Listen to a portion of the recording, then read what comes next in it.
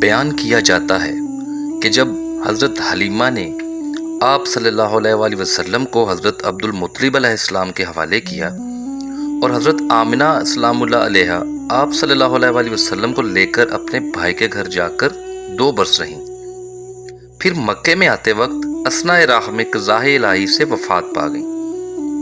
اس وقت آپ صلی اللہ علیہ وآلہ وسلم کی عمر شریفہ صرف 7 برس کی تھی، اور اس کے بعد آپ صلی اللہ علیہ وآلہ وسلم نے اپنے دادا حضرت عبد المطلب علیہ السلام کے پاس پرورش پائی، اور سن شریف آپ صلی اللہ علیہ وآلہ وسلم کا 8 برس 2 مہینے کا جب ہوا تو اس وقت آپ علیہ السلام کے دادا حضرت عبد المطلب علیہ السلام بھی بیمار ہو گئے اور ان کی زندگی کی امید بھی منقطع ہو گئی۔ تب اپنے بیٹے حضرت ابو طالب علیہ السلام کو بلا کر یہ وصیت کی کہ پرورش محمد مصطفیٰ صلی اللہ علیہ وآلہ وسلم کی تمہارے ذمے میں ہے، اس بات کی تم کو تاکید و وصیت کرتا ہوں، تم اس کو اچھی طرح سے یاد رکھنا۔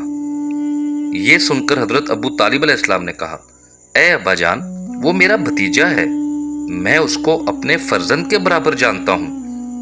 اس کے بعد حضرت عبد المطلب علیہ السلام بھی انتقال فرما گئے، اور پھر ان کے بعد حضرت ابو طالب علیہ السلام نے آپ صلی اللہ علیہ وآلہ وسلم کی پرورش کی۔ دوستو، ان ایام میں اکثر نوکر حضرت خدیجہ الکبریٰ سلام اللہ علیہا کے تھے، اور تمام قریشی شام کی طرف بغرض تجارت جایا کرتے تھے۔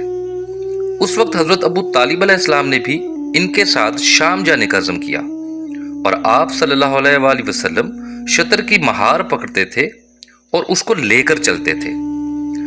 چونکہ اس وقت آپ کی عمر شریف کم تھی، حضرت ابو طالب علیہ السلام چاہتے تھے کہ آپ صلی اللہ علیہ وآلہ وسلم کو گھر بھیجیں، لیکن آپ صلی اللہ علیہ وآلہ وسلم نے فرمایا، اے چچا جان، مجھ کو آپ اکیلے گھر نہ بھیجیں، آخر میں کس کے پاس رہوں گا، بس آپ اپنے پاس ہی رکھیے۔ یہ سن کر حضرت ابو طالب علیہ السلام کا دل بھر آیا، اور پھر آنسو بہا کر کہا، اے جان کچھ ڈرو مت، کوئی اندیشہ نہ کرو، تم سلامت رہو، تم کو مکان پر نہ بھیجوں گا۔ پھر حضرت ابو طالب علیہ السلام نے آپ صلی اللہ علیہ وآلہ وسلم کا ہاتھ پکڑ کر اپنے ساتھ اونٹ پر بٹھا لیا، اور دونوں چاچا بھتیجے کارواں کے ساتھ چل دیے۔ جب سب کارواں وادی شام میں پہنچے، وہاں ایک راہب کی عبادت گاہ تھی، اور اس بستی میں درخت سایہ دار تھا۔ جو قافلہ سوداگروں کا اس راستے سے جاتا تو ضرور اس درخت کے نیچے اترتا، اور اس راہب سرخیش نے تو تریت میں لکھا ہوا پڑا تھا، فلانے روز فلانے وقت ایک پیغمبر مکے سے سوداگروں کے ساتھ یہاں آ کر اتریں گے، اور ان کی پشت پر مہر نبوت ہے، ان سے فیض حاصل کرنا چاہیے۔ اس امید پر آپ صلی اللہ علیہ وآلہ وسلم کے آنے کا وہ راہب منتظر تھا۔ دوستو، اسی وجہ سے جو قافلہ بھی مکے سے آتا وہ سب کی خاطر مدارت کرتا تھا اور سب کو بغور دیکھتا بھی تھا۔ بس حضرت ابو طالب علیہ السلام بھی اسی راستے سے حضرت محمد مصطفیٰ صلی اللہ علیہ وآلہ وسلم کو لے کر سوداگروں کے ساتھ اسی وادی میں پہنچے، اور وہ سرخیش راہب اس دن بالائے بام میں جا کر دیکھ رہا تھا کہ ایک قافلہ مکے سے آتا ہے اور ایک ٹکڑا بھی ابر کا ان کے سر پر سایہ کیے چلا آتا ہے۔ پھر سب اسی درخت کے نیچے آ کر اترے۔ درخت نے تعظیماً کچھ جنبش کی اور ادب بجا لایا، چونکہ اس قافلے کے بیچ میں سید الکونین تشریف لائے تھے۔ اس سرخیش راہب نے یہ حال دیکھ کر ان سوداگروں کے پاس یہ کہلا بھیجا کہ مکیوں سے ہم بہت ہی محبت رکھتے ہیں، جو سوداگر مکے سے یہاں آ کر اترتے ہیں ہم ان کی خاطر کرتے ہیں، اور ہم نے سب کی دعوت کی ہے، تم بھی ہمارے مکان پر آؤ۔ یہ سن کر حضرت ابو طالب علیہ السلام نے اس کی دعوت قبول کر لی، اور رسول خدا صلی اللہ علیہ وآلہ وسلم کو ایک نوکر کے ساتھ اسباب کے پاس چھوڑ کر اس درخت کے نیچے بٹھا کر سب کے سب راہب کے گھر میں چلے گئے۔ راہب نے اپنی عبادت گاہ سے نکل کر سب کو دیکھا، اور پھر اپنے معبد خانے کے اوپر دیکھنے لگا، اور کوئی باقی تو نہیں رہا۔ پھر دیکھا کہ جو ٹکڑا ابر کا جہاں تھا وہیں موجود ہے۔ پھر ان سب سے کہنے لگا، ابھی تمہارے قافلے کے 2 آدمی باقی ہیں جن کو تم درخت کے نیچے چھوڑ کر آئے ہو۔ وہ بولے، ہاں، ہم لوگ ان کو اپنے اسباب کے پاس چھوڑ کر آئے ہیں، اور ان میں ایک تو ہمارا نوکر ہے اور ایک ہمارا لڑکا ہے۔ پھر راہب بولا، ان دونوں کو بھی جا کر ہمارے ہاں لے آؤ۔ ایک مرتبہ پھر راہب بام پر جا کر دیکھتا ہے کہ इतने में कोई जाकर पैगम्बर खुदा सल्लल्लाहु अलैहि वसल्लम को ले आया और वो अबर भी रसूल खुदा सल्लल्लाहु अलैहि वसल्लम के सर पर साया डाले हुए आया।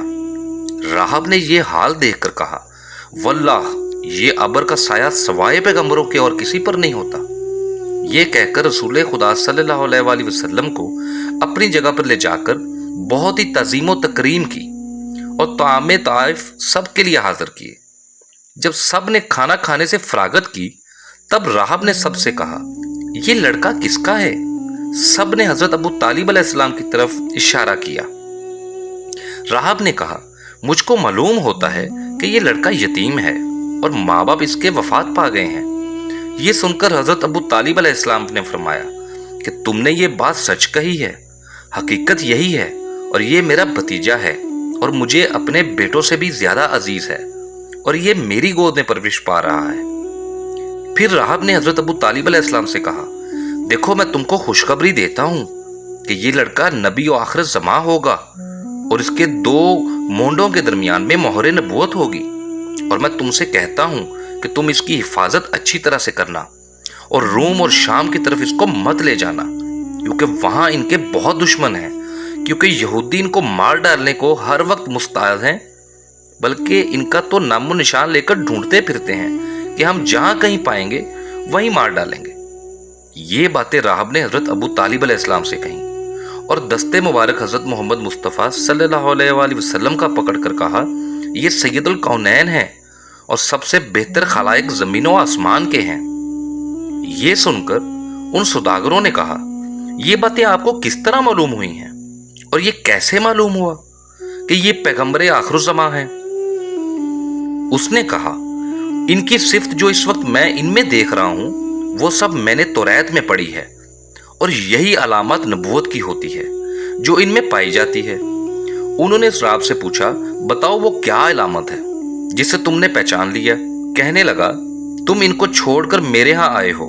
मैंने देखा तमाम अशजार और जमादात ने इनको सजदा भी किया और जितने नबादात और हैवानात और हजर और दरख्त हैं वो सजदा सवाए खुदावंद कदूस के और किसी को नहीं करते, मगर पैगम्बरों को तज़ीमन जरूर किया करते हैं। और तुम यकीन जानो ये पैगम्बर बरहक हैं। सब के सब इसकी गुफ्तगू में शरीक थे। इस काफिले में 7 आदमी अजनबी अचानक राहब के माबद खाने के दरवाजे पर आ खड़े हुए। उनसे पूछा, तुम कौन हो और कहाँ जाओगे? बोले कि हम सब मुल्क रोम से आए हैं और बादशाह रोम ने हम सबको भेजा है। वो कहने लगे कि हम सब ने सुना है कि पैगम्बर आखिरुज़्ज़मा का मक्के में खरूज हुआ है।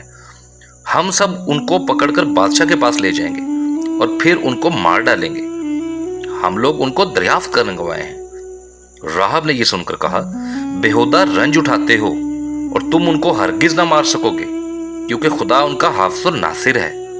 बस राहब ने यह बात कहकर उनको मक्के की तरफ भेजा और कहा, तुम बहुत आराम से चले जाओ और तुम क्यों नाहक आए हो? फिर हजरत अबू तालिब अलैहिस्सलाम से कहने लगा, आप इस लड़के को शाम और रोम की तरफ मत लेके जाएं, बल्कि अपने घर पर ही चले जाएं। ये बेहतर है, क्योंकि वहां यहूदी तुमको अजियत पहुंचाएंगे। ये सुनकर हजरत अबू तालिब अलैहिस्सलाम फिर रसूल खुदा सल्लल्लाहु अलैहि वसल्लम को लेकर मक्के में अपने घर वापस तशरीफ ले आए।